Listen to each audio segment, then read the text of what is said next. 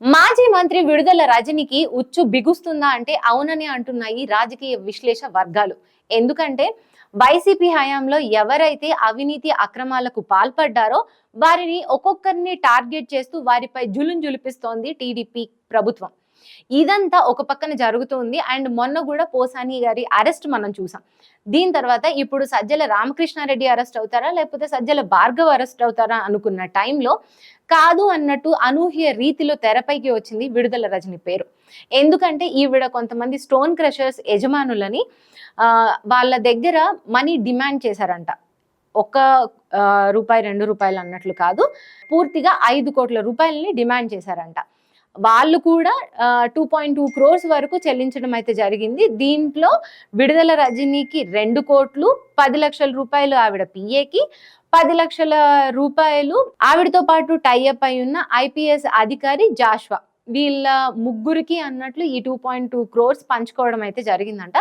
దీనిపైన ఆల్రెడీ ఆ stone crushers యజమానులు ఎవరైతే ఉన్నారో వాళ్ళు ప్రభుత్వానికి ఒక కంప్లైంట్ ఇవ్వడం జరిగింది. దాని మీద AP vigilance and enforcement department వాళ్ళు ఒక డీటెయిల్డ్ నివేదికని తయారు చేసి అది టీడీపీ ప్రభుత్వానికి ఇవ్వడం అయితే జరిగింది.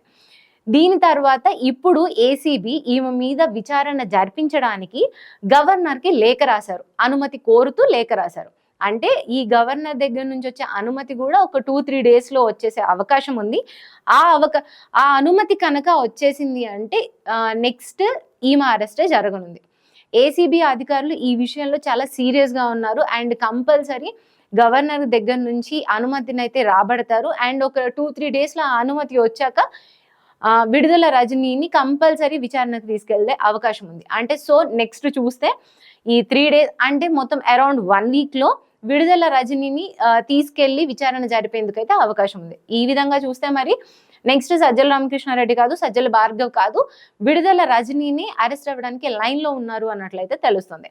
చూడాలి మరి. అంటే కూటమి ప్రభుత్వం ఈ వైసీపీ హయాంలో జరిగిన అవినీతి అక్రమాలపై మాత్రం చాలా సీరియస్గా ఉంది. ఒక్కొక్కరిని టార్గెట్ చేస్తున్నట్లు తెలుస్తోంది మనకి. అండ్ అరెస్టులు కూడా అంతే పర్టికులర్గా అండ్ అంతే పకడ్బందీగా కూడా జరుగుతున్నాయి. సో మరి ఇది కూడా చిన్న విషయం ఏం కాదు. సో విడుదల రజని అరెస్ట్ నెక్స్ట్ జరగనుందా లేదా అనే దానికైతే వేచి చూడాలి. అప్పుడు ఈ కూటమి ప్రభుత్వం అన్యాయాల మీద, అక్రమాల మీద, అవినీతి మీద ఎలా వాళ్ళ మార్కు ఉంది అనేది కూడా మనకి తెలుస్తుంది.